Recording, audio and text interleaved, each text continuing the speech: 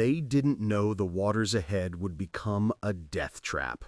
On 28 February 1943, General Hitoshi Imamura's 8th Area Army at Rabaul began loading Operation 81, a convoy designed to shift the entire axis of Japan's New Guinea offensive. 8 transports and 8 destroyers, carrying approximately 6,900 soldiers from the 51st Division, departed Simpson Harbor under the assumption that their Navy could accept 50% losses and still get half their force to lay. The Japanese command believed this was acceptable. What they couldn't accept, what no military planner could anticipate, was complete annihilation.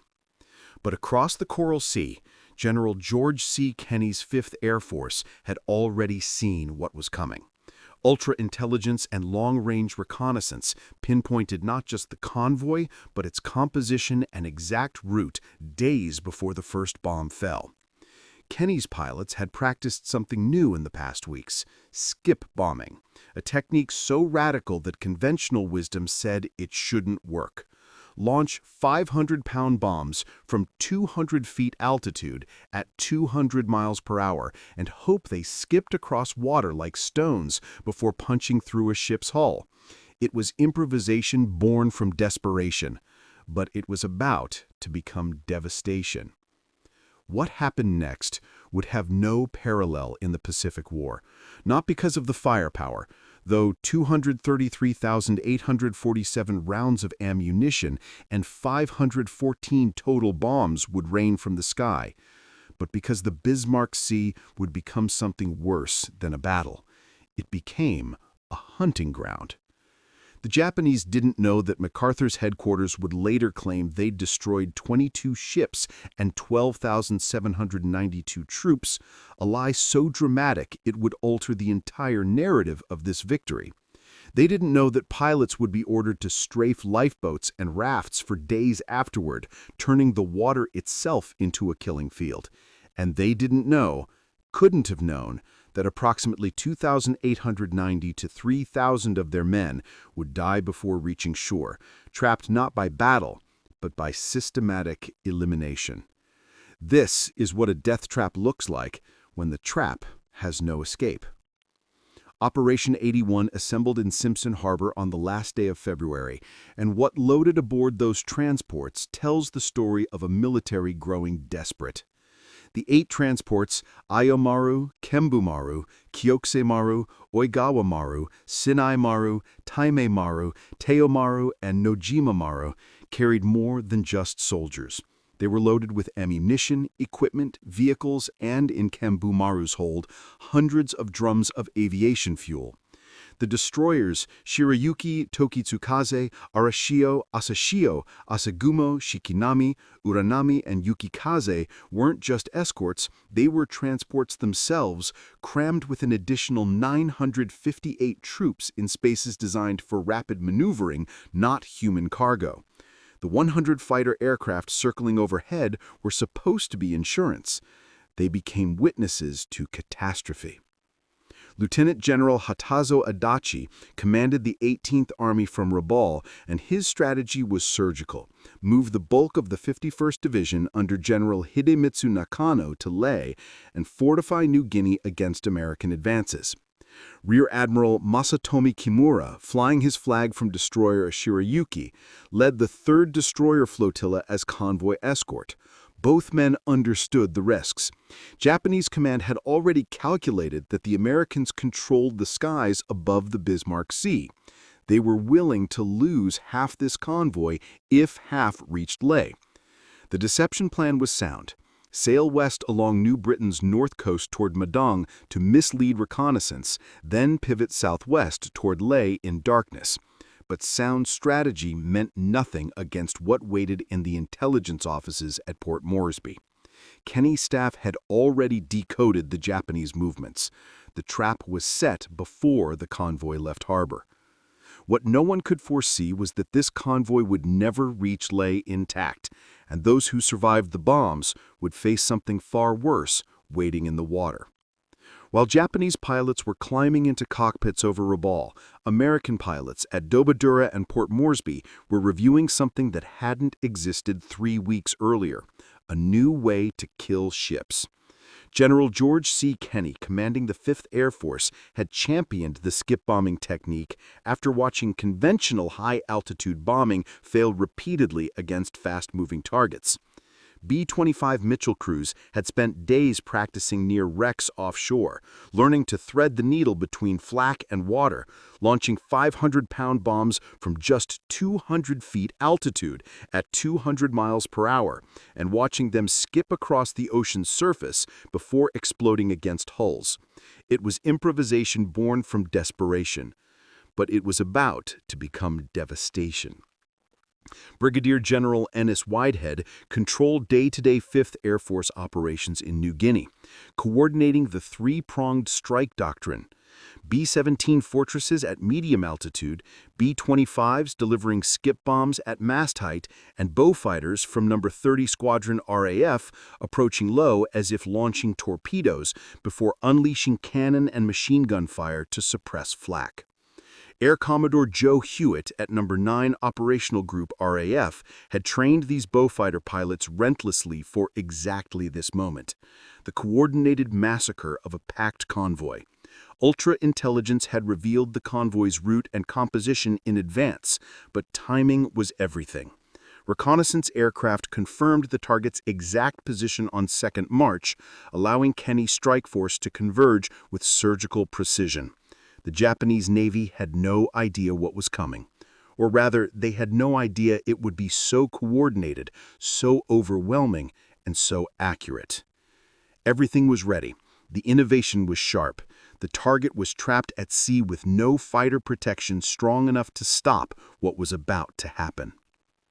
At dawn on 2nd March 1943, the skies above the Bismarck Sea stopped belonging to anyone but the Allies. The first wave came from multiple altitudes in a choreography of devastation. B-17 fortresses appeared high, their bomb run methodical. Below them, B-25 Mitchells descended like hawks, their pilots watching for the moment to pickle off skip bombs at the transport's waterline. The Beaufighters came in last, lowest and most lethal, their approach mimicking a torpedo run until they were close enough for pilots to see the panic on deck. The Japanese fighter escort, stretched thin and outnumbered, couldn't be everywhere. They couldn't save anyone. Kyokse Maru, a 5,493-ton transport, was hit early. So was Oigala Maru, 6,494 tons, which carried hundreds of 51st Division troops plus a cargo hold packed with aviation fuel.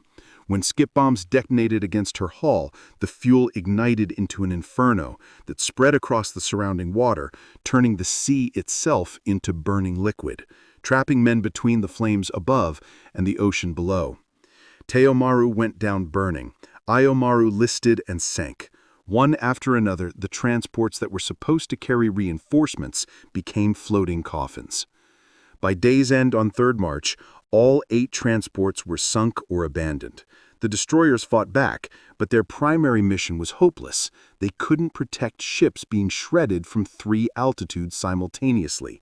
4 destroyers, Shirayuki, Tokitsukaze, Arashio, Asashio, were destroyed in the running battle. 4 others, 3 of them damaged, escaped toward Rabaul.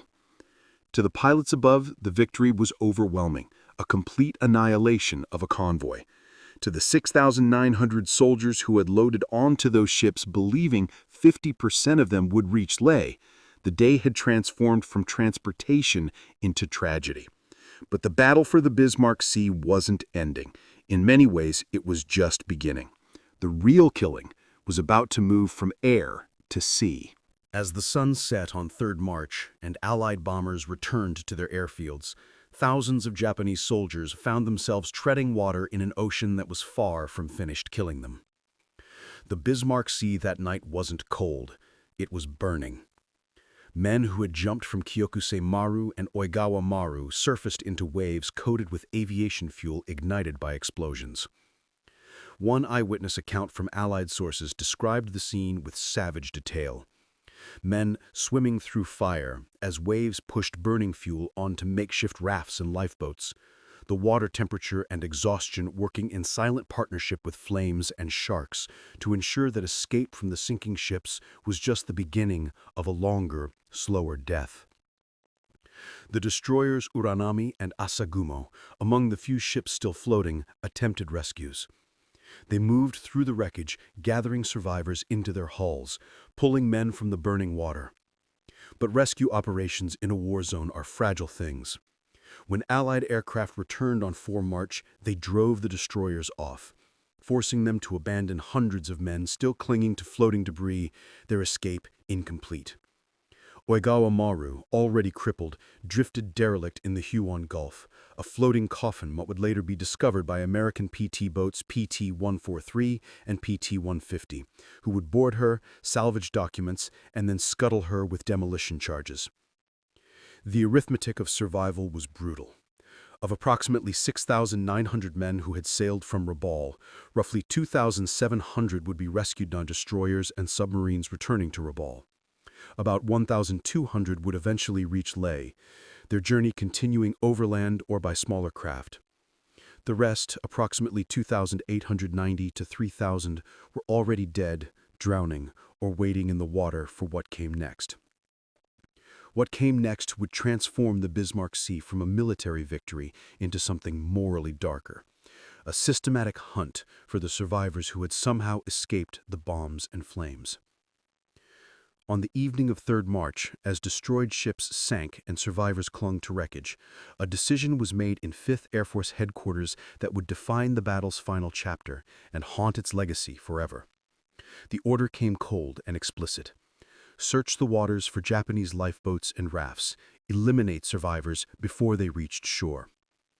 Kenney's 5th Air Force and No. 30 Squadron RAAF Beaufighters, along with other Allied aircraft, returned to the Bismarck Sea over the succeeding days, not to finish off sinking ships, but to strafe clusters of men clinging to floating debris, swimming in groups, or huddled in lifeboats far from any reinforcement. This wasn't a continuation of battle. It was a hunt. The justification was brutally practical. Every Japanese soldier killed at sea was one less the army would face on land. But the catalyst for this policy had a specific face. During the initial airstrikes, when Lieutenant Woodrow Moore's B-17 was shot down, Japanese fighters strafed his crew as they parachuted, attacking men descending helplessly through the air. That act, documented in 5th Air Force after-action reports, ignited something in Kenney's headquarters. The order for mopping up survivors was framed as retaliation, as justice for war crimes, as necessity. The Anzac Portal, Australia's official Department of Veterans Affairs record, documents that this policy was considered essential at the time. Denying reinforcements to Leh was militarily sound. But modern military historians and ethicists remain divided on whether strafing defenseless men in lifeboats far from shore constitutes legitimate warfare or something darker. What is certain, for days the Bismarck Sea remained a death sentence for any Japanese soldier who survived the bombs and flames. The water that had burned with aviation fuel now became a grave marked by bullets and cannon fire.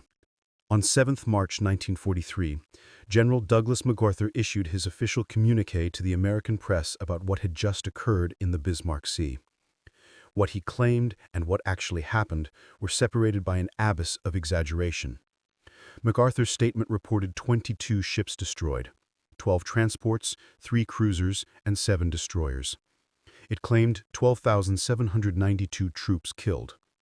The reality, documented in post-war analysis by Gregory P. Gilbert and confirmed across multiple sources, was starkly different. 8 transports and 8 destroyers total, with approximately 2,890 to 3,000 troop deaths. The inflation was so brazen that even Allied staff privately questioned it, but the message served its purpose, demoralizing the Japanese public while boosting American home front morale. Victory is always easier to sell when the numbers are multiplied by 4. But numbers were never the battle's real significance. Rear Admiral Masatomi Kimura and his remaining destroyer commanders, limping back to Rabaul, carried a message the Japanese Navy couldn't ignore. Large daylight convoys through the Bismarck Sea were suicidal. Within days, the Imperial Japanese Navy concluded that the age of big transport runs was over. No more 8-ship formations, no more destroyers as cargo vessels. The future would be barges, submarines, and slow coastal freighters, a fraction of the capacity, all of it deliberate and costly. This was what the U.S. Air Force Museum would later call the New Guinea blockade, an aerial interdiction so complete that it effectively starved Lay's garrison of reinforcements. The blockade contributed directly to Lay's fall in September 1943 and shifted the entire momentum of the New Guinea campaign. The Battle of the Bismarck Sea killed approximately 2,890 to 3,000 men, but it destroyed something larger: Japan's ability to reinforce an entire theater by sea. The trap that caught 4,000 Japanese sailors in the Bismarck Sea didn't just sink ships, it reshaped the war itself.